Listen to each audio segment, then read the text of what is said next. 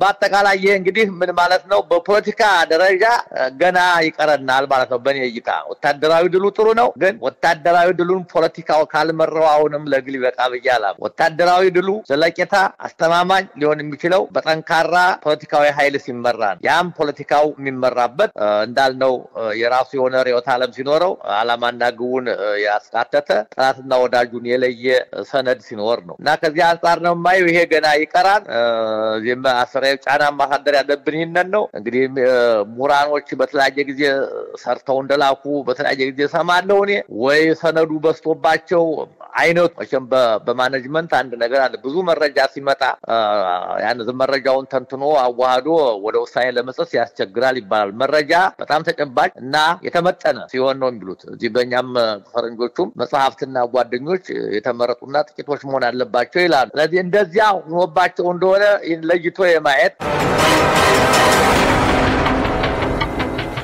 ሰው እኮ እንዲኖር አይፈልግም የሰውዬ እኮ እብድ ነው ሐኪሞች ተናግረዋል እብድ ሰው ምራን ስንለው አለ ነገር የቀር ልክ የሚያሳዝነኝ ነው የአዲስ አበባ ህዝብ የቀር እንዴት አንድ ቀን በአንድ ቀን እኮ የቱኒዚያን ታሳውሳለህ አንድ ሰው ሞተ ተብሎ ተቃጠለ ተብሎ ነው መንግስት የተቀየረ የ32 አመት በስልጣን ላይ የቆየው የሁሴን ሙባረክ መንግስት የተሰጠው በአንድ ቀን ሰላማዊ ሰፋንቀጥቅጥ ነው ያንን ማረግ አለመቻላው አዲስ አበባ እኔ ይገርመኛል ምን አይነት አዚም ነው የተለቀቀብን ምን አይነት አዚም 66ን አስተዋውሳለሁ አስፈት ያስተማሪ ጨርሻለሁ በዚያ ጊዜ ያ 60 ሳንቲም ተጨምረ ብሎ ነው ታክሲ ነው ይቀጥ ያደረገው ተማሪ ያለው ያቆመው የቀዳማላስ መንግስት ያናጋ ሰላማዊ ሰልፍ ነው እንዴት ከዚህ አልተማርንም ዛሬ ልጆቹ ወንድሞቹ ቤቱ ላይ በራሱ ላይ ሲፈርስበት ቤት ስንት አመት ይኖርበት አገር ሲፈርስበት ልጆች ሲታረዱ ህዝቡ ዝም ማለቱ ይገርመኛል እና እኔ ይሄንን መቀስቀስ መቻል አለበት መነገር መቻል አለበት ድምጽ እንኮላቸው ይገባል የነ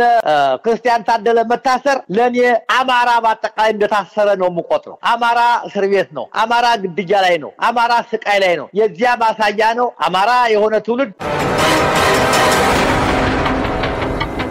ስለዚህ እኔ ከዚህ ለመውጣት ምክርን ይስሙ ያዳምጡ ግን የራሳቸው ዓላማ ምንድነው ፕሮግራም ቢኖራቸው ያ ነው የሚመራቸው የኛ ዓላማ ይሄ ነው እንሰምተናል ይህን ተግባራዊ እናደርጋለን ዓላማችን ላይ ይሄ መንሸራተት አይቶበት ከሆነ ጉልበት አይቶበት ከሆነ በሂደት እናርመዋለን ብለው ቆርጠው ካለዱ በስተቀር በየቦታው መምጣቱ በየትኛው ማቅጣጫ ግለሰብ በለው ቡድን በለው ከታች በቀበሌም በአውራጃም የከፋፈለ ሐሳባቸውን ሊበታተን እንደሚችል ይሰማኛል ግን ለዚህ ለዓለመበገር ቁርጠኛ የመሆን ለዓላማ ተገዢ የመሆን ዓላማችን ይሄ ነው ብለው ካወጡት እኔ ለዚህ አይሸረሸሩ በያስባለሁ እና ለዚህ የሚዳርጋቸው ለድክፍሉ ቆርጦ ለመውጣት ግልጽ የሆነ ዓላማ ግልጽ የሆነ መርሃ ግብር አለመኖር አድማጩም እንዳይከራከራቸው ለነሱም እንዳይከራከሩ ያ እንቅፋት የሆነ ይመስለኛል ወንድም ይሄ ደግሞ ብዙ ችግር የሚያስከትለው ካው ላለፉት እንግዲህ 34 አመት ወያኔ ከመጣ የተለያዩ ድርጅቶች ብሔረሰቦች ጥያቄ ተጽዕኖ ያሳድራል ያንዳንዱ ዛሬ የራሱ ንጉስ መሆን ይፈልጋል ያን ይሄን ብንል ይሄ ይመጣብናል ይሄን ብንል ይሄን ይመጣብናል የሚልም እንትን ውስጥ ዳይናማ ውስጥ ሊከታቸው ይችላል በያስባለውና ያን ሁላ ግን መወጣት የሚቻለው ያልቆረጠ ከግቡ አይደርስምና ቆርጦ ወደፊት ሰንጥቆ ወደፊት መጓዝ ተናስነ ተከበራችሁ የህብር ሬዲዮ ቤተሰቦችና አድማጮች በወቅታዊ ጉዳይ እንድንወያይ እንደወትሮ ሁሉ አቶ ተክሌሻውን ጋብዘናል አቶ ተክሌሻው እንግዲህ ሞረሽ ወገኔን ከማቋቋም ጀምሮ በተለይም በጊዜው ወደ ኢትዮጵያ የሚገባ ሬዲዮ ጣቢያ ጭምር በማቋቋም በአማራ ህዝብ ላይ እየደረሰ ያለውን መከራና የአማራ ህዝብ ወደፊትም ካልተደራጀና ካልታገለ ምን ሊደርስበት እንደሚችል ህዝቡን በማንቃት በማደራጀት በአማራ ህዝብ ላይ የተፈጸሙ የሰብአዊ መብት ጥሰቶችን የዘር ማጥፋት ጭፍጨፋዎችን በሰነድ ጭምር እንዲሰነድ በማድረግ በመጽሐፍ ጭምር እንዲታተም በማድረግ ትልቅ አስተዋጽኦ አድርገዋል ራሳቸውም እንግዲህ በአላቸው የታሪክ ጥናትና ረዳድ መሰረት አድርገው የተለያዩ መጽሐፍትን ጽፈዋል አቶ ተክሌ ጋር ዛሬም ባለው በተለይ በዚህ አመት የአማራ ፋኖ ብሔራዊ ኃይል ያወጣቸው መግለጫዎች የአማራ ፋኖ ህዝባዊ ድርጅትም በበኩሉ ያወጣቸው መግለጫዎችና በአጠቃላይ ከአማራ ህዝብ ህልውና ትግል አቋያ የፋኖን ትግል እየመሩ ያሉ ኃይሎች ምን አይነት ሚና ይኖራቸዋልና ተያያዥ ጉዳዮችን አንስተን እንድንወያይ ጋብዘናቸዋል የፕሮግራሙ አዘጋጅ ሀብታሙ አሰፋ ነኝ እስከ ውይይታችን ፍጻሜ አብራችሁ እንድትቆዩ በአክብሮት እንጋብዛለን። ጤና ይስጥልኝ ጋሽ ተክሌ። በአዲሱ ዓመት እንግዲህ የመጀመሪያችን ነው። እንኳን ለአዲሱ ዓመት አደረሰዎት። እንኳን በድጋሚ ተገናኘን። እንኳን አብሮ ዘመን ከዘመን አሸጋገረን። እግዚአብሔር ይመስገን።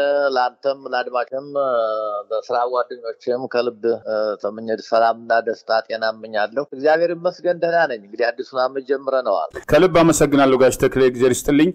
እንግዲህ የአማራ ፋኖ ብሔራዊ ኃይል የቋራ ቃል ኪዳን ከዛ በኋላ የተፈጠሩ የሐሳብ ልዩነቶች ነበሩ። በኋላ ደግሞ የቋራ ቃል ኪዳን ታደሰ በሚል የጋራ መግለጫ ሰጥተዋል። እሱ እንግዲህ ያው የሐሳብ ልዩነት በተፈጠረ ጊዜ አዝኖ የነበረው ህዝብ ደግሞ አሁን አይ ጥሩ ነው ወደዚህ ከዚህ ከስተቱም ተምሮ ሰው ወደ ተሻለ ነገር ለመጓዝ የሚፈልግ ከሆነ አንድ እርምጃ ነው በሚል በበጎ መንገድ ብዙዎች እንግዲህ ያዩት ይመስለኛል። ግን ብዙ ደግሞ ከኃላፊነት ጋር ነው ያንን ጥርጣሬም ኃላፊነትም አብረው ያሉበት ሂደት አለና በአጠቃላይ እንደ አማራ ፋኖ ብሔራዊ ኃይል እንቅስቃሴን በተለይ አማራ የህልውና ትግል ባለፉት 2 ዓመታት ያለፈበት ያለው ሂደትና በፖለቲካው ዘርፍ ደግሞ እየሄደበት ያለውን ርቀት በተመለከተ ባለፈው ዓመት በስፋት አንስተናል፣ ችግሮችን አንስተናል፣ መፍትሄ ያልናቸውን ጠቁመናልና በአጠቃላይ አዲሱን ዓመት አስታኮ የአማራ ፋኖ ብሔራዊ ኃይል የቋራ ቃል ኪዳን ታደሰ ባሉ በተባለ ማግስት እንግዲህ የተሰጠው መግለጫ አለ። ዓመቱ የአንድነት ዓመት የተሻለ የፖለቲካ ስራ የሚሰራበት ዓመትና ትግሉን ወደፊት ለመግፋት የሚያስችሉ ሁኔታዎች እንደሚኖሩ ተገልጿልና እርሶ ጉዳዩን በቅርብ እንደሚከታተል ሰው እነዚህን ሂደቶች እንዴት ነው ያዩት? ምን ይጠብቃሉ ከዚህ ዓመት?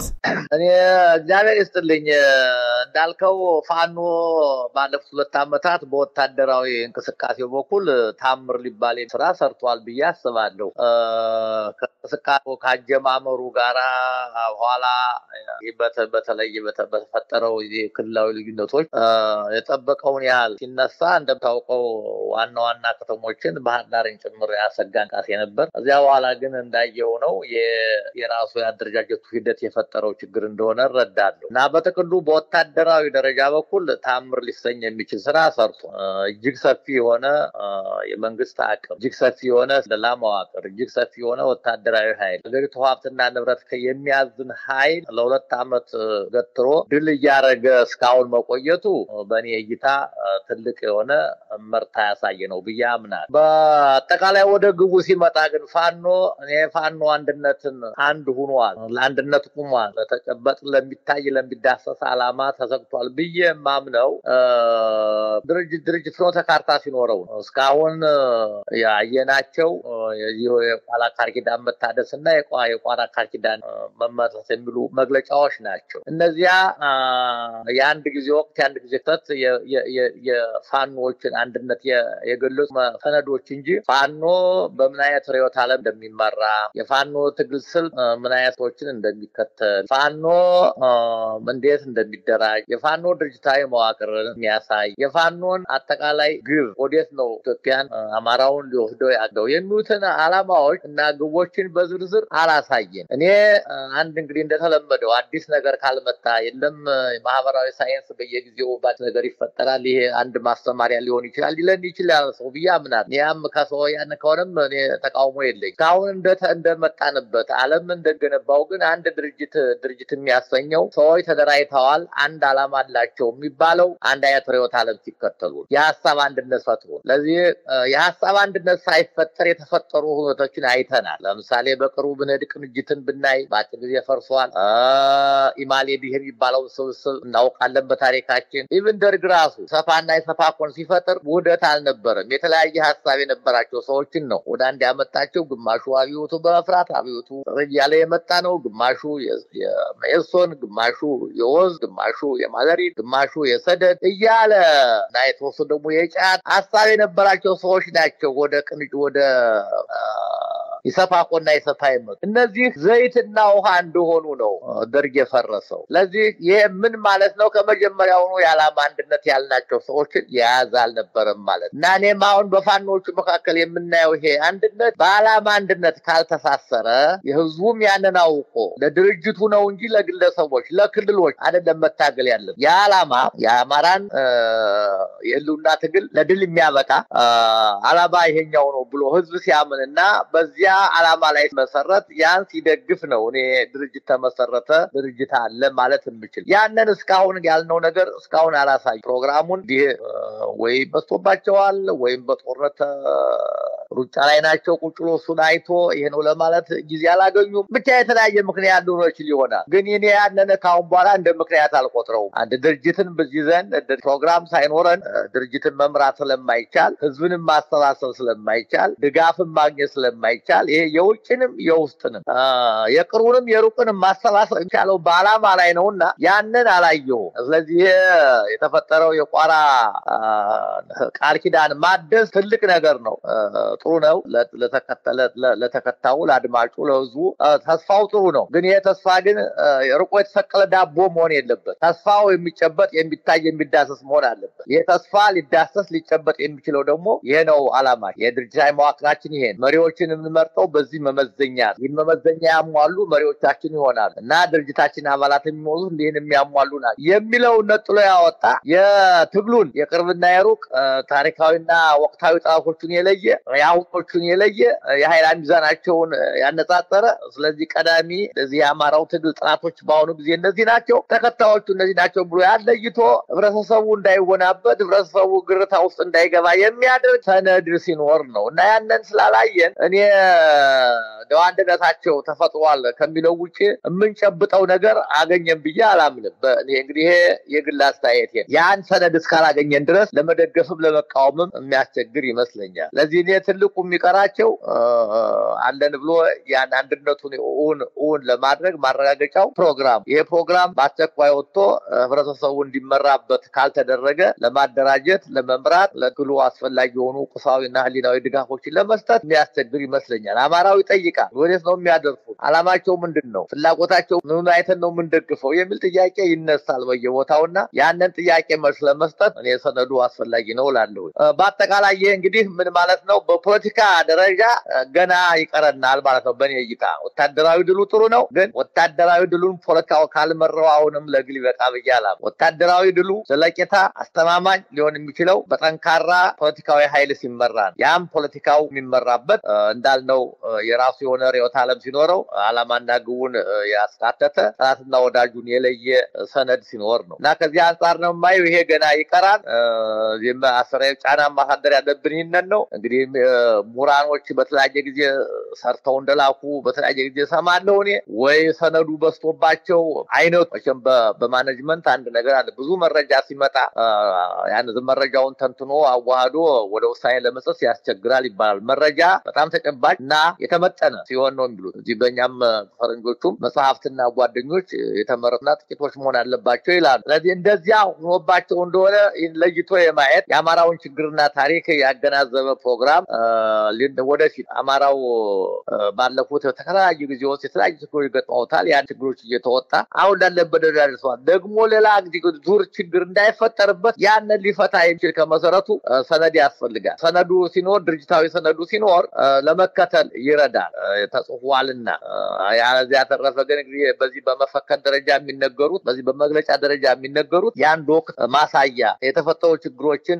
የተፈቱባቸው መንገድ የሚያሳዩ እንጂ የዘላቂ ግቡን የማያመለክት ስለሆነ በዚህ በኩል ፋኖቹ ጠንክረው መስራት አለባቸው። ይሄን ይፋ ማድረግ አለባቸው ብዬ አስባለሁ እና ይሄ አመት ያንድነት ነው ብለውና ትልቅ ነገር ነው። ይሄ ትልቅ ተስፋ ነው። ይሄ ተስፋ ግን ኦን የሚሆነው አንድነቱ የሚሳተፍ በሐሳብ ላይ የተመሰረተ ስለሚሆን ይሄንንም ኦን ሲሆን የዛ ጊዜ እውነትም አንድነቱ ተመስርቷል፣ የአንድነት ትግሉ ተጀምሯል ማለት ይችላል። አለበለዚያ ግን እስካሁን ያየነው ሰነድ ስለሌለ ማስተማመኛ ነገር የለንም። አንተ አጥፍተሃል፣ አንተ ተሳስተሃል፣ አንተ ስተሃል፣ አንተ ትክክል አይደለም ለማለት የሚያስችል ሁኔታ ላይ አይደለም። ምክንያቱም መመዘኛ ማዕከላዊ የሆነ ነገር የለም። ማዕከላዊ ነገር አንተ ትክክልና አንተ ትክክል አይደለም የሚያስተኘን ያ ሰነድ ሲኖር ነው፣ ያ ፕሮግራም ሲኖር እና ይሄንን በአስቸኳይ አውጥተው ህዝቡን ያታግቡታል ብዬ ተስፋ አደርጋለሁ። ወንድሜ ሀብታሙ ከልብ አመሰግናለሁ። ጋሽ ተክሌ እንግዲህ ያው ባለፈው ጊዜ የፖለቲካ ሂደቱ የተለያየ አደረጃጀቶች በዚህ ትግል ውስጥ ያላቸውን በጎም መጥፎ ሚና በማንሳት ለትግሉ ያደረጉትን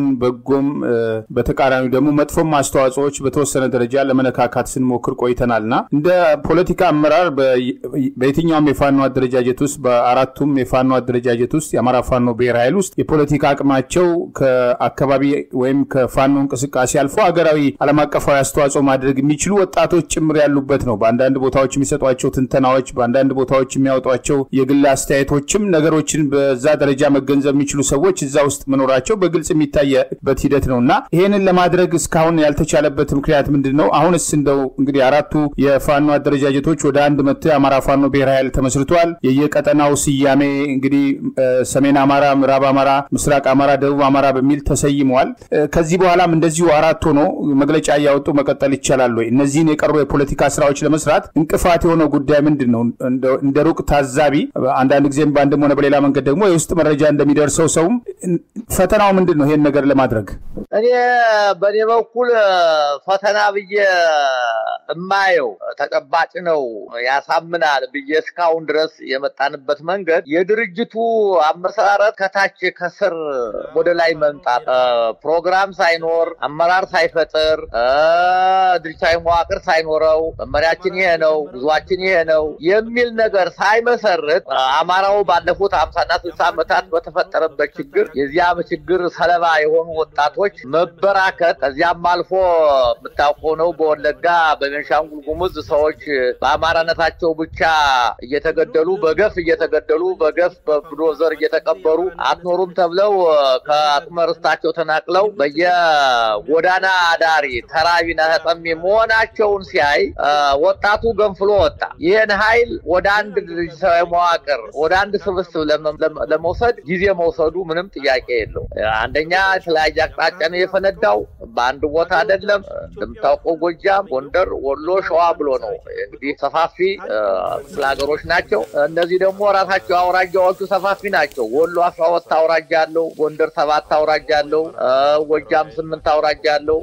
ሸዋ አሁን እንግዲህ ሰሜን ሸዋ ብሎ ይወጥ እንጂ ድሮ ሸዋ ፍላገር የምትለው 12 አውራጃዎች 11 አውራጃዎች የነበሩት ነው። እዚያ ውስጥ ደግሞ በርካታ ወረዳዎች አሉበት። እዚያ ቀበሌዎች ከነዚያ ቀበሌዎች ተነስቶ የመጣ እንቅስቃሴ ያንን ከቀበሌ ወደ ወረዳ ከወረዳ ወደ አውራጃ ከአውራጃ ወደ ክፍለ ሀገር ለማምጣት ጊዜ እንደፈጀ ይታወቃል። ሰዎችን ማስተባበር ማሳብ የዋለለ ሐሳብ ነውና ያ ጊዜ ይፈጃል። እዚያ ደግሞ ክፍለ ሀገሩን አንድ ድር ከተፈጠረ በኋላ የመጀመሪያ ወታደራዊ ዙን ማዋቀር ነበረባቸው። የወታደራዊ ዙን እንደምታውቀው ከጓድ ጀምሮ እስከ ላይ እስከ ሰራዊት ይመጣል። ያንን አዋቀሩ ነው በክፍለ ሀገር ደረጃ አዋቀሩ እና የተለያየ ስም እየሰጡት መጡ በየክፍለ ሀገሩ ደረጃ ያለው። እንደገና ደግሞ ከመሃል ላይ የተፈጠረውን ታስታውሰው እስክንድር የፈጠረውን ችግር ታውቃለህ። ያ ልዩነት ፈጠረባቸው። ያንን ማጥፋት መለየት ጊዜ ፈይቶባቸዋል። ያንን እስካለፈው ጊዜ ድረስ ተገቢ ነው አልዘገየም ብዬ አስባል። አሁን ግን የቋራ ቃል ኪዳን ተመሰረተ ከተባለ በኋላ ግን መዘግየቱ እኔ ጤነኛ ነው ብዬ አላም። ቋራ ቃል ኪዳን በኋላ ያንን ከሰሜን ሸዋ ተነስቶ ቋራ ከአምባሰል ተራራዎች ተነስቶ ቋራ መድረስ ምን ያህል እንደሚከብድ የሀገሪቱን ዞሮ እንደሚያውቁ ሰው ከባድ ነው በጦርነቱ ማለት። ያንን ሰርተው ከመጡ በኋላ ግን የመጀመሪያ ስራቸው ማድረግ የነበረባቸው ምርጫ ላይ ለስልጣን መሆን አልነበረበት። ፕሮግራሙ ላይ ተስማምተው አንደኛ መጀመሪያ መሪ የነበረባቸው በፕሮግራሙ ላይ ተስማምተው በመዋቅሩ ላይ ተስማምተው ሄደው መሪ ለመምረጥ ሄደው ከሆነ አንድ ነገር ነው። ያለ መረጃ የለኝ። ያን ሳይስማሙ በፕሮግራም ላይ ሳይስማሙ ለመሄዳቸው ሄደዋል ብዬ የሚያስጠረጥረኝ ምክንያቱም ይፋ አልሆነም ፕሮግራማቸው ለተስማምተናል አላሉንም እስካሁንም አልወጣም። ለዚህ የመጀመሪያው ስራ ፕሮግራም በሐሳብ አንድነት መስማማት ነበረባቸው። ያ ለምን አልተስማሙም ያልን እንደሆነ ለኔ የሚታየኝ ሰዎች ነንና ያንዳንዱ ሰው የራሱ የሆነ ፍላጎት አለ። ያ የሰዎች ፍላጎት አይሎ ሊወጣ ይችላል። ይሄን አይሎ የሚወጣ ፍላጎት ማረቅ ያለበት ማህበረሰቡ ደጋፊው ነው፣ ህዝቡ ነው፣ በስር ያለው ሰራዊት ነው። እኛ የምንታገለው አሁን ለግለሰቦች ስልጣን መውጣት መውረድ አይደለም። የምንታገለው አማራን ከፈጽሞ ጥፋት ለመታደግ ነው። ከፈጽሞ ለመታደግ ደግሞ ድርጅት ነው ጠንካራ መሆን መቻል አለበት። መሪዎች በምርጫ የሚወዱ ናቸው። ወደ ምርጫ ለሐራስ የሚያበቃቸው ችሎታቸው ደግሞ በዚህ ይመዘናል የሚል ቋሚ መርህ ይዞ ስላልወጣ ያ የመካከለውን ፍትጊያ ፈጽሟል ብዬ አምናለሁ። ካሁን በኋላ ካዘጋጁት ይህን ፕሮግራም ካሁን በኋላ ይህን ካደረጉት እኔ ሌላ ችግር አለ የአማራውን ችግር አልተረዱም ብዬ ነው የምወስደው። ከዚህ ካሁን በኋላ እንደው ቢቆይ ምክንያት ለኔ የምሰጠው ምክንያት አይኖረኝ። የስካሁኑን ለጅትሜት ነው ብዬ አስባለሁ። ምክንያቱም ሰው ነው እንጨት ጠራቢ እንጨቱን በፈለገው መልክ ነው የሚጠራው። ድንጋይ ጠራቢም እንደዚህ አይነጋገረው ለምን አይለው። የሰውን ሐሳብ ግን እንደዚህ አታረግም። ለምን እንዴት ይሄ ቢሆንስ ይሄ ይመጣስ ይሄ ይባላል። ያንን አስታርቆ ጥበብ፣ ትዕግስት፣ አስተዋይነት፣ ዕውቀት ይጠይቃል እነዚያን ለማድረግ እና የዚህ ባለቤት የሆኑ ፋኖ አመራሮች እኔ ካሁን በኋላ የተለየ ጊዜ ቢወስዱ ትግሉን ችግር ይከታል ብዬ አስባለሁ። አሁን በኋላ አንድ አማራ አንድ መዋቅር መዋቅር፣ አንድ አመራር፣ አንድ ወታደራዊ፣ አንድ ፖለቲካዊ አመራር ያስፈልጋል ብዬ አምናለሁ። እና እኔ ችግራቸው ብዬ የመጣሁት ይሄ አመጣጣቸው የመጡበትና ኋላ ደግሞ የኔነት ጉዳይ እንቅፋት ሆኗቸዋል ብዬ አስባለሁ። የዚህም ከመነሻው ካጀማመሩ በሐሳብ ላይ ፕሮግራም ስላልተስማሙ፣ ፕሮግራም ቢስማሙ ኑሮ በድምጽ ብልጫ ይወስኑታል። መቼም በአንድ ስብሰባ ላይ ሁሉም ሰው አንድ አይነት ሐሳብ አይመጣም። የልዩነት የሐሳብ ልዩነት ይመጣል። ዲሞክራሲ አንድ ትልቁ ጸጋው ይህንን በመረዳት በድምጽ ብልጫ መወሰን መቻሉ። ስለዚህ እነሱ ወሳኝ ድምጽ ብልጫ አሁን ዩናይትድ ኔሽን ብትሄድ በጣም ትላልቅ ውሳኔዎችን የሚወስኑበት በጣም ወሳኝ ናቸው የሚባሉትን እንዲዙም በድምጽ ብልጫ አይወስኗቸው። 2/3 ድምጽ የሚጠይቁበት ጊዜ አለ። ሲምፕል ማጆሪቲ የሚጠይቁበት እንደ ጉዳዩ አማካኝ። ለዚህ በእነሱም በዚህ በፋኖቹም ውስጥ እያንዳንዱን ጉዳይ በኮንሰንሰስ በመተማመን በአዎንታዊ መወሰን እስካልቻሉ ድረስ መወሰን እየተወሰነ መሄድ ስላለበት ወደ ተግባር መሄድ ስላለበት የግድ ሰዎች እስከማሙ ድረስ ቁጭ መጠበቅ ስለማይቻል ውሳኔያቸውን ሊወስኑበት የሚችል ቀመር ማውጣት ነበረባቸው። በድምጽ ብልጫ በ2/3 በ1/3 በ1/4 በሲምፕል ማጆሪቲ እምትላቸው አሉ። በእነዚያ ቢያረጉት ኑሮ ይሄ ሁላ ይቀል ነበር ብያለሁ። ያ ለመደረጉ ለዚህ ችግር ፈጥሯል ብዬ አስባለሁና እኔ ካሁን በኋላ ሌላ ምክንያት መደርደር የሚቻል አይመስለኝም። ምክንያቶች ሁለት ናቸው። አንደኛው የትግሉ አደረጃጀት ከታች ወደ ላይ መምጣቱ ያን ማሰባሰብ ችግር መፍጠሩ፣ ሁለተኛ የኔነት ስሜት በተወሰኑ የፋኖ መሪዎች ላይ ጎልቶ መታየት ይመስለኛል። ይሄ እኔ እይታ ነው። ወንድሜ ሀብታሙ ከልብ አመሰግናለሁ። ጋሽ ተክሌ እንግዲህ ያው ያለፉ ችግሮችን ወደ ኋላ በስፋት ስላነሳናቸው መፍትሄዎቹ ላይ ስለምናተኩር እንጂ ማን ምንድነው እንዴት አይነት እዚህ ደረጃ ተደረሰ የሚሉትን ጉዳዮች ማንሳት ይቻላል። በሌላ በኩል እርስዎ እንዳሉት ነው እንግዲህ የዚህ ትግል አንዱ ልዩ ትግል ነው የሚባለው። ብዙዎቹ የትጥቅ ትግል በሁሉም አካባቢዎች ማለት ይቻላል የተወሰኑ ሰዎች በነገሩ በአላማው የቆረጡ ሰዎች ተሰባስበው ፕሮግራም አደራጅተው ተስማምተው ከዛ በኋላ ነው ሌላውን እየመለመሉ ቁጥራቸውም ያደገ የትግል አድማሳቸውም እየሰፋ የሚሄደውና ይሄ ያው ሆ ብሎ በየአቅጣጫው ራሱን ለመከላከል የወጣ ህዝብ ልጆች ናቸው። የዋና የፖለቲካ ግባቸው አድርገው የአማራ ህዝብ የህልውና ትግል መቀልበስና የአማራ ህዝብን የህልውና አደጋ መቀልበስና ትግሉን ዳር ማድረስ ነው። ከዚህ ዓላማ አኳያ እንግዲህ በየደረጃው ደግሞ የሚገለጹ የፖለቲካ ፕሮግራሞች አደረጃጀቶች ይኖራሉ። ያ አንድ ነገር ሆኖ ምናልባት እንደ አንድ ችግር የሚታየው ምናልባት የፋኖ መሪዎችም ወደ አንድ እንዳይመጡ ፕሮግራማቸውን በጊዜ ይፋ እንዳይሆን ከግራና ከቀኝ ከውስጥና ከውጭ የሚጎትተው ኃይል የተለያዩ ፍላጎቶች እንግዲህ አሉ። ይሄ ሰርጎ ገቡ እጁን የሚሰጠው ኃይል በአብዛኛው ባለፈው ታይቷል። ዛሬም ድረስ ያልተቋረጠም የተለያየ የፖለቲካ አጀንዳ በማንሳት ደግሞ እርስ በርስ መከፋፈል፣ ሌላው ቀርቶ በፋኖ መሪዎች ላይ ከሌ ሾም ከሌ ውረድ እስከ ማለት የተደረሰበት እንቅስቃሴዎች ነበሩና በተለይ ይሄ ውጫዊው ተጽዕኖ ከውጭም ከውስጥም ያሉ አላስፈላጊ ለዚህ ትግል እንቅፋት የሆኑ ተጽዕኖዎች ባለፉት 2 ዓመታት እንግዲህ በግልጽ ታይቷል። ያው ከግለሰቦች ደረጃ መገናኛ ብዙሃኑም በራሱ በኩል ተጽዕኖ አድርጓል። የፖለቲካ ድጋፍ እንሰጣለን የሚሉም እንደዚሁ በማህበራት ስም በግል ደረጃ የሚንቀሳቀሱም ግለሰቦች በጎም የሆነ መጥፎም የሆነ ተጽዕኖዎች በአንድም ሆነ በሌላ መንገድ የታዩበት ትግል ነው የአማራ ትግልና ከነዚህ ጉዳዮች እንዴት መውጣት ይችላል? እነዚህን ተጽዕኖዎች የፋኖ መሪዎች እንዴት መቋቋም ይችላሉ? ምክንያቱም ለፋኖ መሪ መምረጥ የሚፈልግ ኃይል ዛሬም በውጭም በውስጥ ይኖራል። የተለያየ አጀንዳ ይዞ ደግሞ መቧደን መደራጀት የሚፈልግም ይኖራልና ከዚህ አኳያ የነበሩትን ችግሮች እንደተረዳ ሰው እንደሚያቅሰው እነዚህን ተጽዕኖዎች እንዴት ነው መቋቋም ያለባቸው? ራሳቸው መክረው ራሳቸው ወስነው ፕሮግራማቸውን ጽፈው ይፋ እስካላደረጉ ድረስ ቀደም ሲል አንስተውታል። በድምጽ ብልጫም ለመወሰን መጀመሪያ እኮ የተስማሙበት ፕሮግራም መኖር አለበትና ይሄን ጉዳይ እንዴት ነው የሚያዩት እርሶ? እኔ ይሄንን ቁርጠኛ ነገር ልብ አድርግ ያልቆረጠ ከግቡ አይደርስም ይባላል። እያንዳንዱ በየቦታው የሚመጣውን እኔ አንድ ጥሩ ምሳሌ እንደው ለአሁኑ አቀረቀ ጥያቄ ይሆናል ብዬ ማስበው በአእምሮ ይመጣልኝ። ልዑል መኮንን የሐረር ዱክ ሆኖ እንደተሾመ ቀዳማዊ ሥላሴ ለልጃቸው ደብዳቤ ጻፉለት። እንዳው ሰው ያን እኔ ጋር 4ኛ ክፍል 5ኛ ክፍል ያነበብኩት መጽሐፍ ነው። ትልቅ መጽሐፍ ነው። አሁን ይኖር አይኖር አላውቅም። እና ቀዳማዊ ሥላሴን ፊርማ ያየሁት የዚያ ጊዜ ነው። ቀዳማዊ ሥላሴ ፊርማቸው እንደማንኛውም ሰው ከታች ከግርጌ ላይ አይሆን ከላይ ካናቱ ላይ በቀኝ በኩል ነው የሚሆነው ፊርማቸው። እዚያ ላይ አድርገው የጻፉት ሚላን ልጅ ሆይ ሽማግሌዎችን አማክር፣ ግን ያንተን ሐሳብ የበላይ አድርገው ነው ያሉት። ልባል ምን ማለት ነው? ሐሳብ ሰበሰበ ሰው አጣራ። ከዚያ በኋላ ይሄኛው ይሻላል ብሎ የራሱን ሐሳብ ወሰነ ማለት ነው። አሁንም ፋኖቹ ለዓለማቸው ሰው መስማት ጥሩ ነው፣ ማዳመጥ ጥሩ ነው፣ ምን ይላል ማለት ጥሩ ነው። ግን ያን ከሰሙ በኋላ የራሳቸውን ሐሳብ የበላይ አድርገው መሄድ እስካልቻሉ ድረስ አሁን ያለው ነገር ይቀጥላል። ጉተታው ይቀጥላል። የሚጎት ጎታቾቹ ደግሞ ምን ይዘው ነው የሄዱላቸው? እኔ የሚመስለኝ ለትልቅ ችግር የምረዳው የትግል እንዳለፉት ወይም በታሪክ እንደምናውቃቸው የነጻነት ታጋይ በላቸውም አብዮታዊ ንቅናቄ የምንላቸውም የሚነሱት የውጭ ድጋፍ አለ፣ የዲፕሎማሲ ድጋፍ አላቸው፣ የገንዘብ ድጋፍ አለ፣ የጥቅት ድጋፍ አለ። ይሄ እንቅስቃሴ ያ ከውጭ የተቋጠረ ድጋፍ የለው። ባለመኖሩ ምክንያት ሰራዊት ነው የሚመሩት። ልብሶ ያልቃል፣ ጥይቱ ያልቃል፣ መሳሪያ ያጥረዋል፣ ምግብ ያጣሉ፣ የዝና ልብስ የላቸውም። ይህንን በማየት የለሱን ችግር በማየት የተወሰነ ገንዘብ እየላኩኝ ያለንላችሁ ስለሚሏቸው ያንን ላለማጣት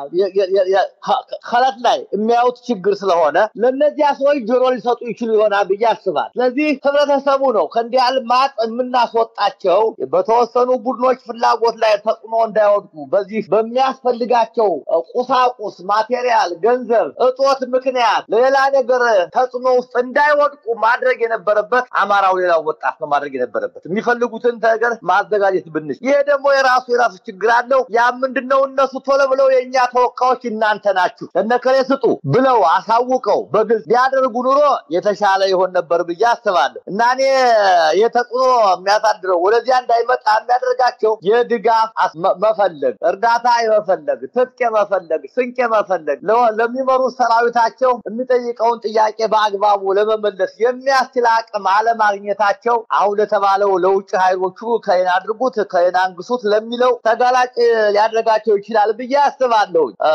ምን ያህል ትክክል ነው እውነት እዚያው ከውስጥ ያሉት ናቸው የሚያውቁት። ለኔ ግን የሚታየኝ ይሄ በዚህ በመገናኛ ብዙሃኑ የምሰማው እንዲያረግነ ከየምንዲ ያለ ስሪያም ከሚለው ስነሳ ይሄ ነገር ይኖራል ብዬ እገምታለሁ። ስለዚህ እኔ ከዚህ ለመውጣት ምክርን ይስሙ ያዳምጡ። ግን የራሳቸው ዓላማ ምንድነው? ፕሮግራም ቢኖራቸው ያ ነው የሚመራቸው። የኛ ዓላማ ይሄ ነው፣ እንሰምተናል፣ ይህን ተግባራዊ እናደርጋለን። ዓላማችን ላይ ይሄ መንሸራተት አይቶበት ከሆነ ጉልበት አይቶበት ከሆነ በሂደት እናርመዋለን ብለው ቆርጠው ካልሄዱ በስተቀር በየቦታው መምጣቱ በየትኛው አቅጣጫ ግለሰብ በለው ቡድን በለው ከታች በቀበሌም በአውራጃም እየከፋፈለ ሐሳባቸውን ሊበታትን እንደሚችል ይሰማኛል። ግን ለዚህ ላለመበገር ቁርጠኛ የመሆን ለዓላማ ተገዢ የመሆን ዓላማችን ይሄ ነው ብለው ካወጡት እኔ ለዚህ አይሸረሸሩም ብዬ አስባለሁ። እና ለዚህ የሚዳርጋቸው ለክፍሉ ቆርጦ ላለመውጣት ግልጽ የሆነ ዓላማ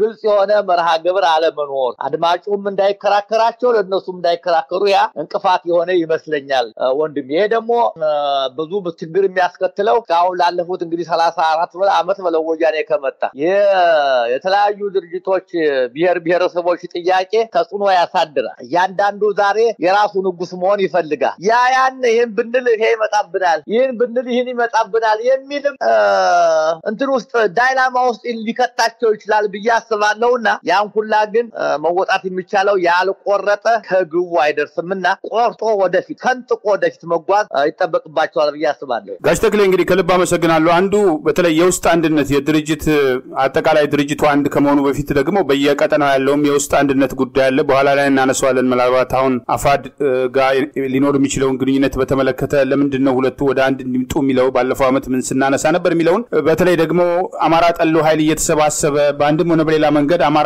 እየሞተ ልጆቹን እየገበረ መስዋዕትነት እየከፈለ ይሄን ስርዓት እያዳከመ በኋላ ለውጡ በሌሎች ኃይሎች ከመነጠቁ በፊት ወደ አንድ መምጣት አለበት የሚል ነገር ስናነሳ ትላንት ይሄን ትሉ ነበር ዛሬ ምን ትላላችሁ የሚሉ አንዳንድ ሰዎች አሉ። በኋላ ላይ ምናልባት ጥያቄውን ሳነሳ እኛ እዚህ አቋም ላይ ደረስንበትን ምክንያት ላብራራ ይችላል። ከዛ በፊት ግን አሁን አንዳንድ የሚታዩ ነገሮች አሉ። በተለይ ህግ ማስከበር ፋኖ በተቆጣጠራቸው ቀጠናዎች አገዛዙ ያው ወንበዴዎችን እየገዛ በፊትም እንግዲህ ህወሓት ስልጣን ላይ ያለ ኢህአዴግ ብሎ በላይነት ሲያስተዳድር በነበረበት ሰዓት አዲስ አበባ ሳይቀር ይቃወሙናል ወይም ህዝቡ አልተገዛልንም ብለው ሲያስቡ የደህንነት አባላቱን ሳይቀር ማጅራት መቺ ያረጉ በጩቤ ሰው ይወጉ በደል እያደረሱ ህዝብ ላይ ህዝቡን የማሸማቀቅ የማሸበር እንቅስቃሴዎች ያደርጉ ነበር። አብይ አህመድ ያንን በ10 እጥፍ አስቀጥሎ ነው እንግዲህ ምርጫው ዋዜማ ባለፈው ጊዜ ኦነግ ይሄው አዲስ አበባ ጫፍ ላይ ደርሷል ብሎ ህዝቡ ላይ ሽብር ሲፈጥር የነበረበት እንቅስቃሴ አለና አሁንም በአማራ ህዝብ ላይ የተከፈተውን ጦርነት ተከትሎ በተለይ እገታዎች ሰዎችን አግቶ ገንዘብ የመቀበል ነገር ገሎ የመጣል ነገር ከፍተኛ የሆነ ነውር ድርጊት ይሰራል። ይሄንን የሚያደርገው እንግዲህ ባደራጃቸው ወንበዴዎች አማካኝነት ወይም በግል ፍላጎት ደግሞ ለግል ጥቅም ሁኔታው የተመቻቸውና ታጥቀው የሽፍትነት ተግባር የሚወስዱ ግለሰቦች ከፋኖ እንቅስቃሴ ውጭ ያሉ ኃይሎችም አሉ። ነገር ግን ዞሮ ዞሮ ህዝቡ ደግሞ በአንድ ሆነ በሌላ መንገድ በአንድ በኩል ለነጻነቱ መስዋዕትነት እየከፈለ በሌላ በኩል ደግሞ ይሄ አገዛዙ ያደራጀው ወንበዴ ኃይል ደግሞ ረፍት እየነሳ ያለበት ሂደት አለ። ህግ ማስከበር ላይና አንዳንድ ጊዜ እንዴት ነው የየቀጠናውም የፋኖ አደረጃጀት ሆኖ በአፋድና እንግዲህ አሁን አፋባ ስር ነው ያለው ሁለት አደረጃጀቶች ናቸው ቢያንስ በሶስቱ ቀጠናዎች ያሉት። አጠቃላይ ግን እንደ ጎበዝ አለቃ ራስን የማየት ጉዳዮች የውስጥ አንድነትን በተመለከተ እንደ አንድ ፈተና ይነሳል። በሌላ በኩል ደግሞ ፋኖ ከትግሉ ጎን ለጎን ደግሞ ህግ የማስከበር ስራ ከህዝቡ ጋር ተባብሮ እንዲህ አይነት መንገድ ላይ አላግባብ ሰዎችን የሚበድሉ ፍትህ የሚያጓድሉ አለፍ ሲልም ደግሞ ሰዎችን እያገቱ በአንድም ሆነ በሌላ መንገድ አገዛዙ ጥበቃ የሰጣቸው ዝርፊያ የሚያደርጉ ሰዎችን ለመታገልም ይሄ ነገር ውሎ አድሮ ከህዝቡ እንዳይነጥለው ሰፊ ስራ መስራት የለበትም። የውስጥ አንድነት በተለይ የጎበዝ አለቃና የነጻነት ታጋይ የሚንታታባቸው ግለሰቦች አሉና በዚህ ረገድ እንደ እርሶ የሚሰጡት አስተያየት አለ ወይ? እኔ እንዳው ጥሩ ጥያቄ ነው ያነሳልኝ። ሰሞኑን ሰምተን ከሆነ አንተ አላውቁም ድረቦታቦር የሚኖር እኔ እንዳው የኔ 2-3 ክላስ በልጠው ነው በትምህርት ደረጃ በእድሜም በልጠው ይመስለኛል። አማሰፋ የሚባል ወንድማችንን ታፍኗል። የሚገርም መታፈኑ አይደለም እንግዲህ ምን ያህል ንብረት እንዳለው አላውቅም። እኔ ኮንትራክተር ነው ብለውኛል። 15 ሚሊዮን ብር ካላመጣ እንገላለን ብለውታል። ይሄ እንግዲህ ከድሮታቦር ወደ ባህር ዳር ነው፣ ከባህር ዳር ወደ ድሮታቦር ሲሄድ ነው ታፈነ የተባለ። ይሄ እንግዲህ እኔ የሰማሁት ነው።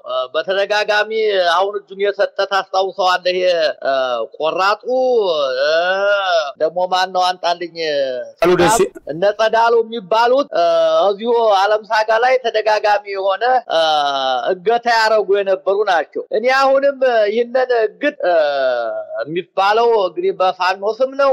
ግን ፋኖች እኔ በማውቀው ታሪካቸው ባንክ ላይ ቁጭ ብለው ገንዘብ ይለምኑ የነበሩ ሰዎችን አፍነው ገንዘብ አምጡ ይላሉ ብዬ ለማመን በጣም እቸገራለሁ።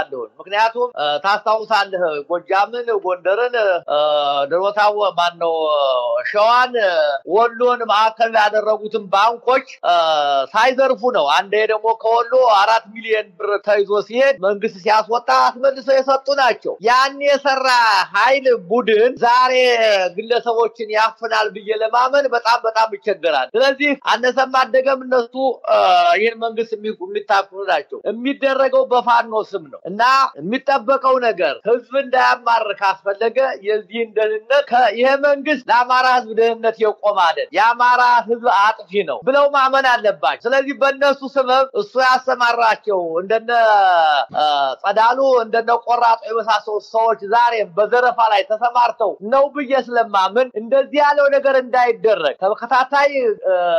ተከታታይ ገታ የሚደረግባቸውን ቦታዎች ለይተው አውቀው በስውር የሚጠብቁበት መንገድ ካልተፈጠረ አንዳንድ ሰማለሁኝ አንዳንድ ያገዛዙ ካድሬዎች የሚሊሻዎቹ ምኖቹ በሰበሰብ እንዲያደረገ ለአማራ ቆምኩ ብሎ አማራነት እንዲያደርጋል እያሉ የሚቀደዱ ሰዎች ይሰማለሁ። ይሄንን ማስያዝ ያለባቸው አሁን ፋኖች በሚመሩት አካባቢ ላይ አንድም ሰው መርፌ ወርቆ ቢገኝ መሬት ላይ ማንም ሰው እንዳያነሳው ያለማራቱ በስተቀር የሚል አዋጅ አውጀው ከህዝብ ጋር ካልቆሙ አሁን በዚህ መልክ የሚቀጥል ከሆነ አሁን የምሰማው መቼም በተወርኩ አካባቢ ነው ወሬ የምሰማው ሀብት ያላቸው ሰዎች ከቦታ ቦታ ለመንቀሳቀስ አልቻሉ። ቤተክርስቲያን መሳም አልቻሉ፣ ይፈራሉ። ከባህር ዳር ተነስቶ ወደ ጎንደር፣ ከጎንደር ተነስቶ ወደ ባህር ዳር እና ወደ አውራጃ ለመሄድ የተለያየ ሽፋን የተጠቀሙ ሰምት በስጋት ነው ያሉ። ይነን በግልጽ ሰማን እና አሁንም የምልህ አማሰፋ የተባለው ወንድማችን የታፈነው በዚሁ ኃይል ነው ብዬ ነው የማስበው።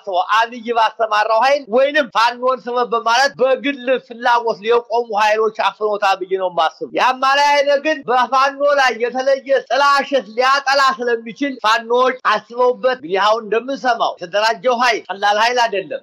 እንደምንሰማው በውስጥ ካለ የተጨባጭ ተቆጠረ ቁጥር ከሆነ እንግዲህ ሰራዊት ተደርሶ ኮር ተደርሶ እና ክፍለ ጦር በራሱ ሰፊ ኃይል ነው አውቃለሁ። ቀዳማዊ እናቴ እኮ ኢትዮጵያ ሳሳድሯ በ40 ሺህ ሰራዊት ነው ያስተዳድሯ። ከዚያ በላይ እንዳለ ነው የሚተማኝ። ይህን ኃይል አሰማርቶ ሰላምና ደህንነትን ማስጠበቅ ከነሱ ይጠበቃል። መንግስት ይጠብቀዋል። መንግስት ገዳ ገዳው ነው አሳሪው ነው ይህን እንቅስቃሴ ማዳከሚያ ዘዴ ያረጋዋል ብለው ጠንከር ያለ አፋኞች ላይ በነሱ ስም የሚደረግን አፈና ለህዝቡ አስተማሪ በሆነ መንገድ ማስተማር ካልቻሉና ካልተቆጣጠሩት አስቸጋሪ ሁኔታ ይፈጠራል ብያምናለሁ። ዛሬ አንድ ሰው 15 ሚሊዮን ብር ከየት ያመጣዋል? እና ሚስቱ አንጧ ስትባል ያለችን አንድ ቤት ናት ቤቷ 15 ሚሊዮን ሊሆን ይችላል እሱን ሰዱ ነው ያሉት ሌላ የት ያመጣል ዛሬ እና ይሄ አስቸጋሪ ነገር ነው።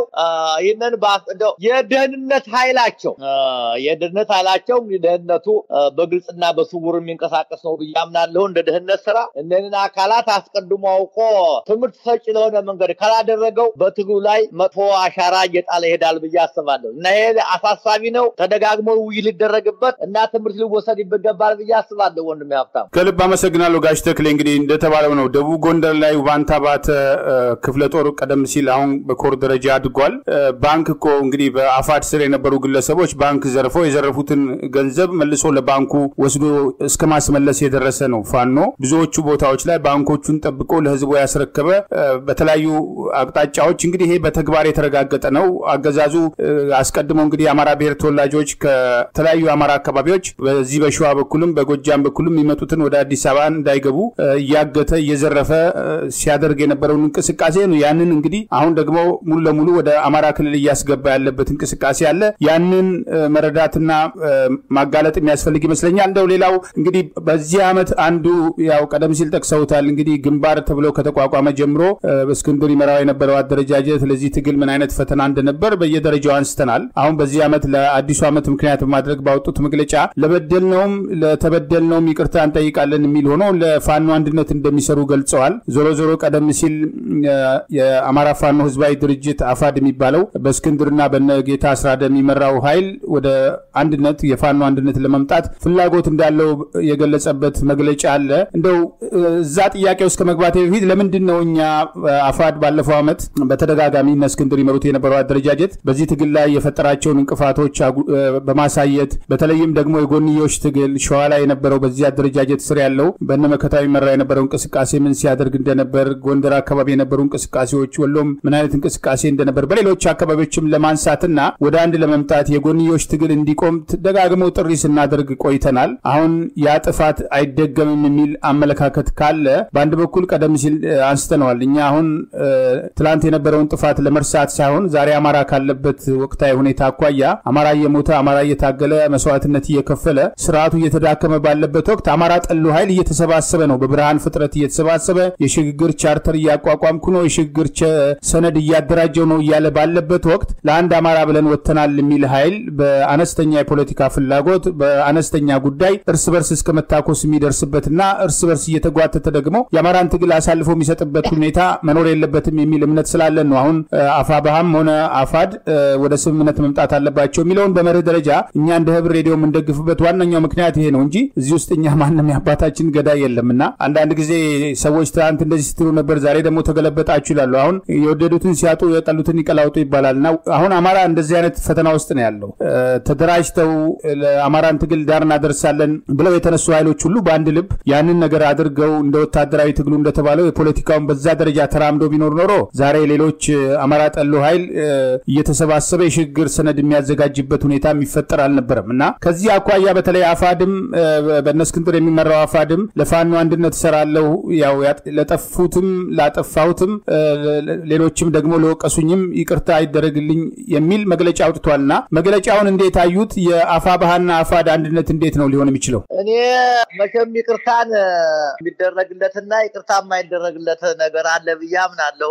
በይቅርታ ምን ሃይማኖታችንም ይቅርታ አድርጉ ይላል። ይሄ የተለመደ ነው። ግን ይቅርታ የሚደረገው ጥፋቱን አምኖ የሚተው ተክሶ የማይክሰው አይከሰም ተደርጎ ነው በኔ በኩል ይቅርታ ይኖራል ብዬ ማስበው።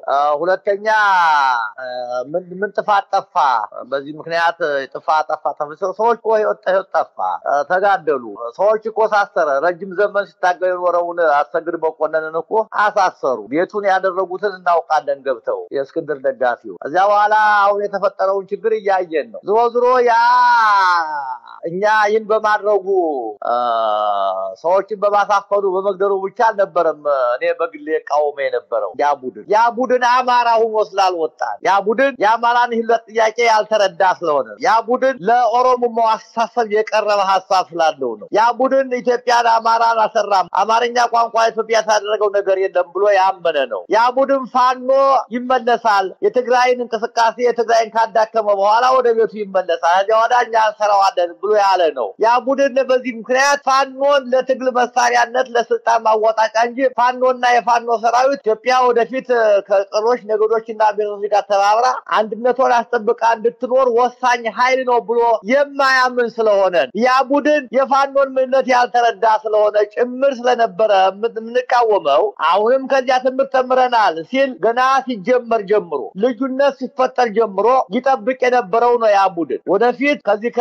ከተለያየ በኋላ በስልጣን ጥያቄ ከተለያየ በኋላ እኛ ጠብቀን ኑረን የግድ ሶስቱ ክልሎች አንድ ሲሆኑ አንድነት ሲመሰረቱ የዛ ጊዜ በአንድነት እንመጣለን አመራሩ ከነጃ ይወጣም ብሎ አሁን ማስቦ ይመጣል ለድርጅታዊ ህይወቱ በኔ እምነት እንደዚህ ያለ ሴራዎችን ይዞ አፋም የሚታረክ ከሆነ እኔ ከስተቱ አይድንም ባይነኝ የቅድም እንዳልኩ ነው ከኢማሌዲህ መማር መቻል አለብን ከይሰፋቆና ከይሰፋ መማር መቻል አለብን ከቅንጅት መማር መቻል አለብን አንድነት ለምንድነው የተፈለገው አንድነት መቼ አንድነት ከማን ጋር የሞት ጥያቄ መለስ አለበት አሁን ለምን ትላንትና ለምን ጥሎ ሄደ ያለኔ ለምን ምን አለ ብለው ጠይቀው የዚህ ሴራ ባለቤት ሰዎች አንጥሮ አውጥቶ ሰራዊቱን አንድ ማድረግ ይቻላል ይያምናል እዚያ የተረፈ ግን እንዳለ ዝም ብሎ ተውተው የሚለው ነገጧት የሚያፍግ ነገጧት የሚያመረቅዝ ነገጧት ነቀርዛ የሚሆን ስራ እንዲሰራ አይተበቅም እኔ ሰራዊቱ ተከታዮቻቸው ያሉ ሰዎች ምንም ማድረግ አይቻልም ምክንያቱም ታዘው የሚያሉ ናቸው ድርጅት ስትመጣ ወታደራዊ ኃይል ነው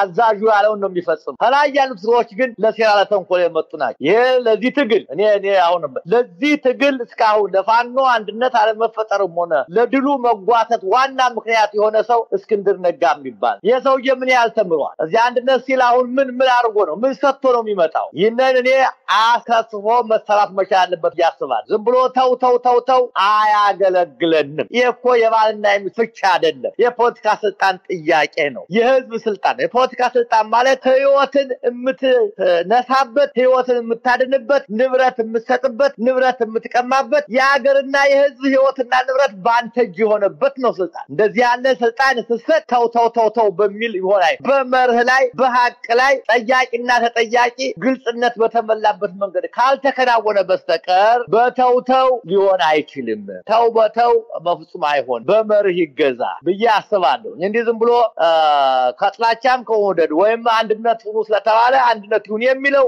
አፍራሽ ነገር እንዳያመጣ አሰጋል እና ትናንትና ለምን ሆነ የትናንቱ ምክንያት ምን ነበር በግልጽ መነካለም ለምን ተለየ በግልጽ መውጣት መቻል አለባቸው እና አሁንም ያ ፕሮግራም የላቸውም አሁን አንድነቱን ማራገጥ የምንችለው ፕሮግራም ሲኖር ነው አላማ ሲኖር ነው መተዳደብ ሲኖር ነው ያንን ሰርተው በዚህ አላማ መሰረት ወደ አንድነት ከመጡ በመርህ ተሰማምተዋል ማለት ነው ያ ሳይመጣ ግን ዝም ብለን አንድነውን ኋላ ድርጅቱን ኋላ እንመሰረተዋለን ፕሮግራሙን እንጽፈዋለን የሚል ከሆነ እኔ ልጅ የጨዋታ ቃቃ ነው ብዬ ነው ማስበው እንደዛ ነው የሚታየው ከልብ አመሰግናለሁ ካለፈው ሂደት እንግዲህ ተምረናል ከተባለ አንዱ እሱ ነው በውስጥ ችግርን መክሮ ምንድነው የተፈጠረው የሚሉትን ጉዳዮች የማንሳት አቅም ያላቸው ሰዎች ናቸው እሱን አንስተው በግልጽ ተነጋግረው ካለፈው ስተት ተምረው አዲስ ነገር ይዘው ይመጣሉ ብለን ተስፋ እናደርጋለን ምክንያቱም አዲስ አመት መጣ ተብሎ ለፋኖ አንድነት እንሰራለን የሚል መግለጫ በየበኩላቸው ሲያወጡ ያንን ተግባራዊ የሚያደርግ የተግባር ስራ ነው የሚጠበቀው እንጂ ከዚህ በኋላ አራት ሆኖ እንደ አንድ መግለጫ መስጠት ወይም አንተም አንድነት ፈላጊ ነኝ አንድነት ፈላጊ የሚለው ብቻ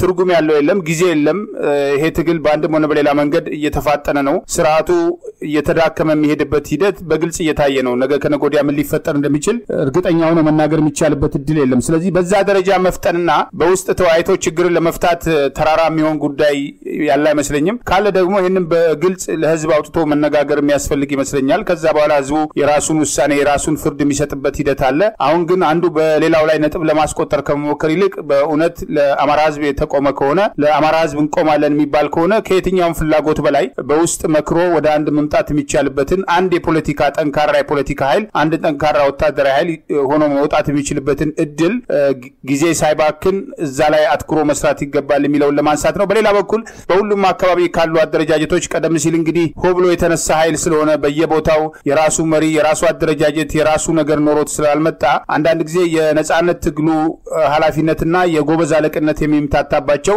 ግለሰቦችም አሉ። አልፎ አልፎ የምናየው ውስጥ ጥቃቅን ልዩነቶች ሲመጡ ወደ አደባባይ የሚሄድበት አንዱ ከሌላው የሚቧደንበት እንቅስቃሴዎች ሁሉ አሉና ያ በተለይ የድርጅታዊ ማዕከላዊነት ለትጥቅ ትግል ምን ያህል አስፈላጊ ነው የሚለው ከዚህ ቀደም እንግዲህ በብዙ መንገድ በትጥቅ ትግል ውስጥ የተሳተፉ በውትድርና ውስጥ የተሳተፉ ሰዎች በግልጽ ትንታኔ ሰጥተውበታል። ግን በጎበዝ አለቅነትና በነጻነት ትግል መካከል ያለው ልዩነት አልፎ አልፎ የሚምታታባቸው ሰዎችም ለዚህ ትግል የውስጥ ፈተና ሆነዋል የሚል አስተያየት ይሰጣልና እርስዎ እንደው በዚህ ላይ እንደው ይታችን ማጠቃለያ የሚሰጡት አስተያየት አለ ወይ? እኔ ትክክል ነህ። በጎበዝ አለቅነትና አሁን ምንድነው ያልከው ሌላው ቃል በሱ መካከል ያለው ልዩነት እኔ ካላማ ነው። የጎበዝ አለቃ በአካባቢው ላይ ተነስቶ አካባቢውን አሳምኖ ለአንድ ነገር ላይ የሚነሳ ነው የጎበዝ አለቃ። ወደ ድርጅት ስታመጣው ግን በድርጅት የሚመራ ነው። ድርጅቱን ያመነበትን ነገር ማስፈጸም ነው። ለድርጅት ቃል መግባት ነው። ልክ ወታደር ለአንድ አስተዳደር ለአንድ ህገ መንግስት ተገዥ እንደሆነ እንደው በተግባር በቲዮሪ የምንሰማው ይሄ ነው። አንድ ሀገር ወታደር ተገዥነቱ ለህገ መንግስት ነው። ያ ህገ መንግስት ደግሞ የህዝብ እመራበታለሁ ብሎ ያመጣው ሰነድ ነው። በእንደዚህ ያለ እንቅስቃሴ ውስጥም አሁን በፋኖ እንቅስቃሴ የሚታየው የጎበዝ አለቃውን ከድርጅቱ የጎበዝ አለቃውን ከአፋባ ወይም ከሌላኛው ከአፋ ሊለየው የሚችለው ፕሮግራም ያን ሰው በፕሮግራም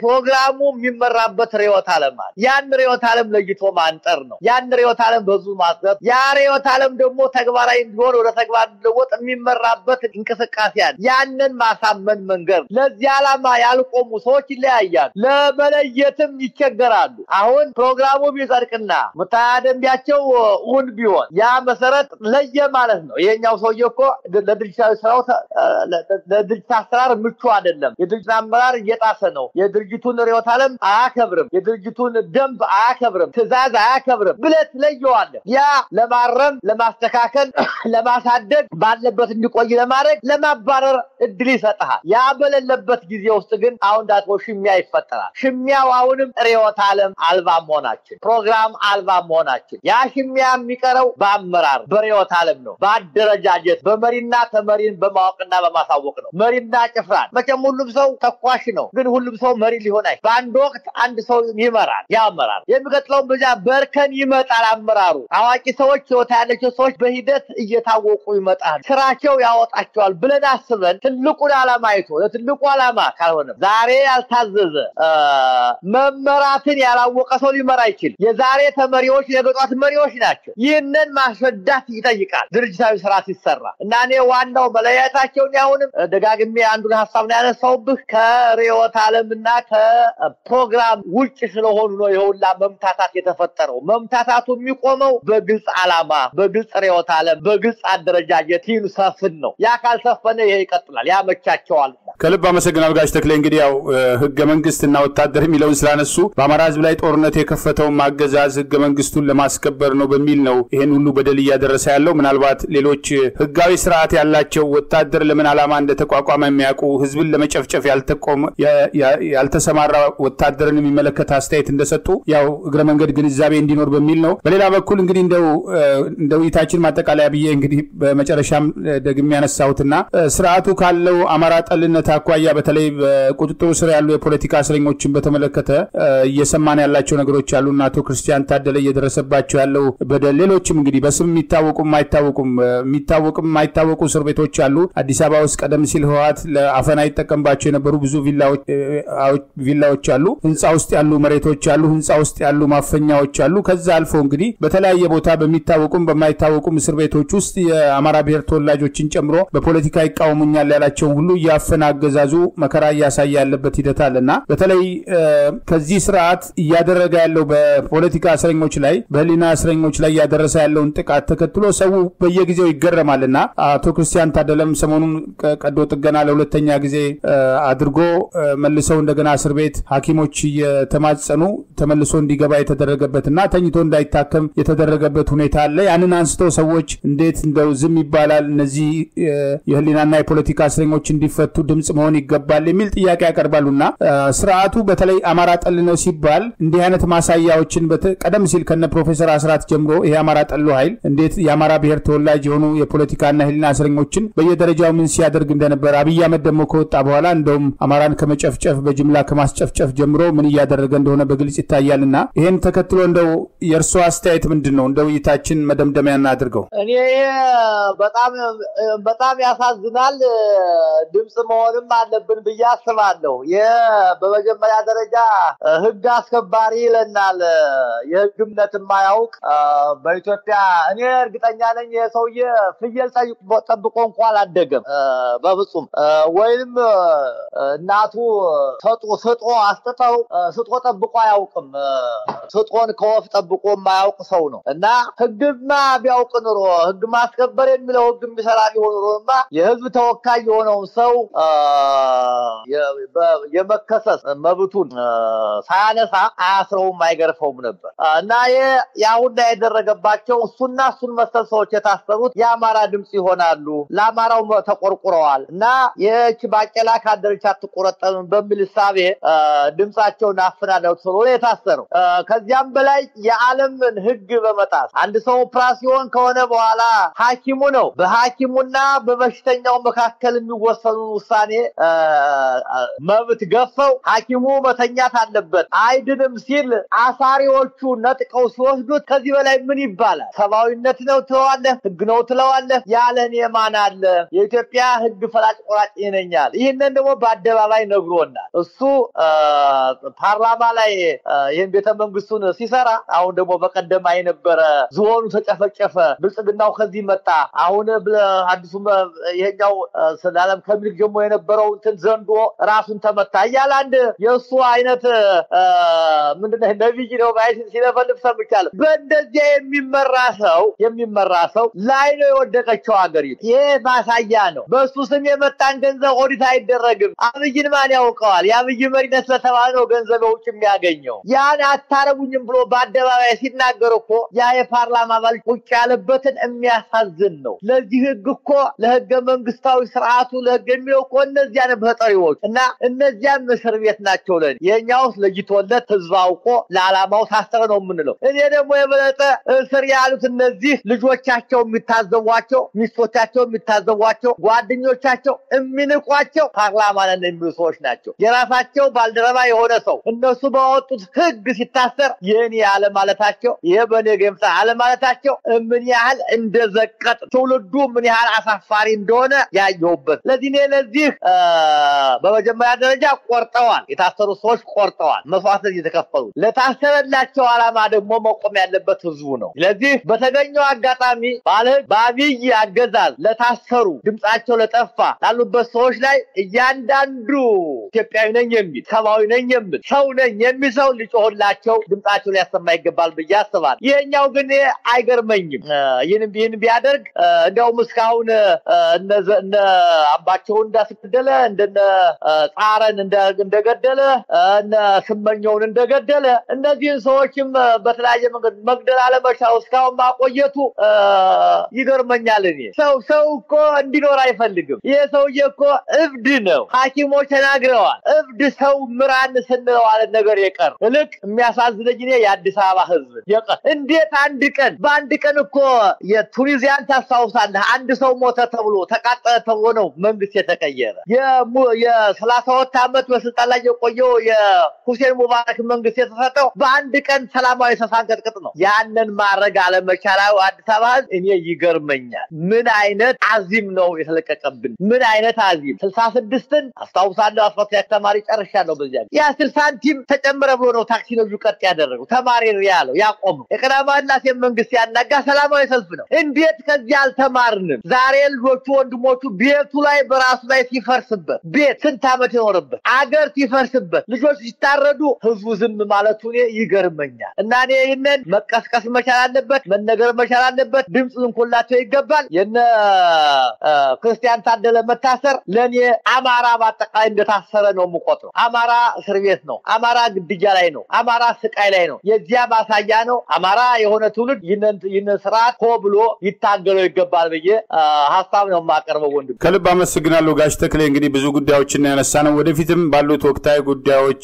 ከግራም ከቀኝ የሚነሱ ሐሳቦችን አንስተን እንደምንወያይ ተስፋ አደርጋለሁ። እንደወትሮው ለሰጡን ማብራሪያ ከልብ አመሰግናለሁ። መልካም ቀሪ ጊዜውን እግዚአብሔር ይስጥልኝ። ለሁላችሁ አሜን ወንድማት አሜን አሜን። ክቡራን የህብር ሬዲዮ ቤተሰቦችና አድማጮች ስታደምጡ ለቆያችሁ ምስጋናችን ይድረሳችሁ። የህብር ሬዲዮ ኦፊሻል ዩቲዩብ ቻናላችንን ሰብስክራይብ ያላደረጋችሁ ሰብስክራይብ በማድረግ በተጨማሪም የደውል ምልክቱን በመጫን የህብር ሬዲዮ ቤተሰብ እንድትቀላቀሉ በአክብሮት እንጋብዛለን። እንደወትሮው ሁሉ የህብር ሬዲዮ ቤተሰቦች ፕሮግራሞቻችንን ላይክ በማድረግ ሼር በማድረግ አስተያየቶቻችሁን በመስጠት አብሮነታችሁን እንድትገልጹ በአክብሮት እንጠይቃለን። በድጋሚ እናመሰግናለን። ጤና ይስጥልን። ቸር እንቆይ።